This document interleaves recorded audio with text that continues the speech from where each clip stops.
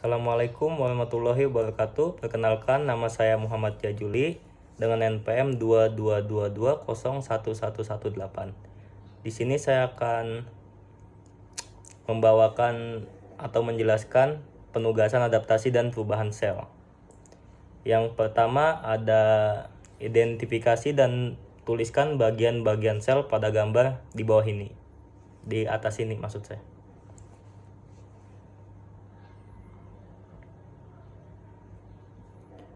Yang kedua, ada identifikasi dan sebutkan proses adaptasi yang terjadi pada sel yang ada dalam gambar di bawah ini. Adaptasi sel yang terjadi adalah atrofi. Contoh kasus atau penyakit yang memungkinkan sel mengalami adaptasi seperti dalam gambar adalah pada orang yang lumpuh. Kenapa sel bisa mengalami proses adaptasi tersebut? Penyebabnya karena iskemia atau disuse jarang digunakan, berkurangnya beban kerja sel, kurang nutrisi, dan jaringan yang tumbuh mencapai batas normal namun kemudian mengalami penyusutan. Adaptasi sel yang terjadi adalah hipertrofi, gambarnya di atas. Contoh kasus atau penyakit yang memungkinkan sel mengalami adaptasi seperti dalam gambar adalah peningkatan otot binaragawan yang sengaja dibesarkan dengan diberi beban, peningkatan massa otot ekstremitas pada pekerja keras. Kenapa sel bisa mengalami proses adaptasi tersebut?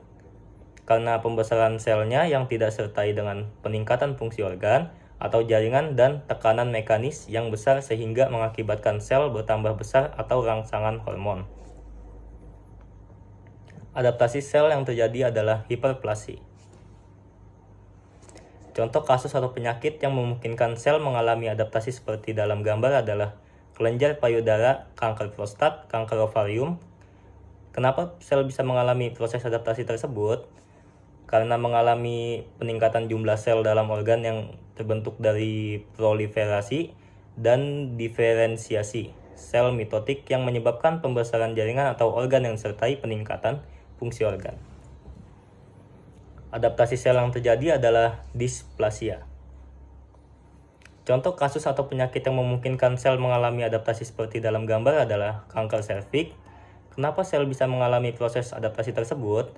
Karena kelainan genetik yang tidak diturunkan dan mutasi gen tertentu. Mungkin cukup sekian penjelasan dan video yang bisa saya sampaikan. Kurang lebihnya mohon maaf. Wabillahi taufik wal hidayah. Wassalamualaikum warahmatullahi wabarakatuh.